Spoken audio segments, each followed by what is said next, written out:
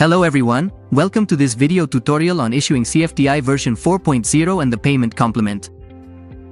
To begin, we need to log in with our credentials. Before issuing our first invoice, it's necessary to set up our information in the configuration module.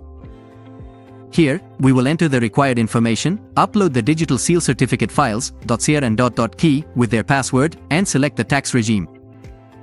To issue an invoice, we first need to register our clients in the Clients module. We click on New Client and fill in the necessary information, making sure that the name, postal code, and tax regime match the client's tax status certificate. Then, we save the information. Next, we will register the products or services in the Pricing module. To do this, we click on New Product and enter the necessary information, including code, description, unit of measure, and the corresponding tax.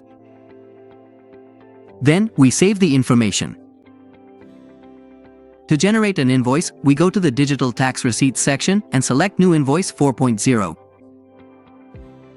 We search for the client we registered and select the CFTI usage field according to our client's tax regime.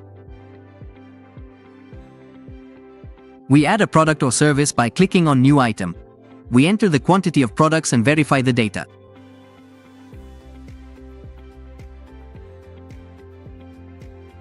In the Payment Method field, we select Cash, and in the Payment Method type, Payment in a single installment.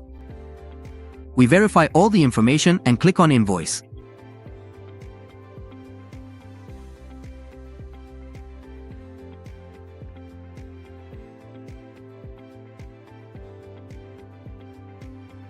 To issue the payment supplement, we select the generated invoice and click on Issue Payment.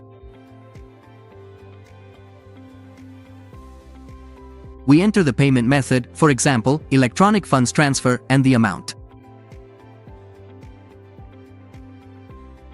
Next, we select Tax Object DR and click on Issue.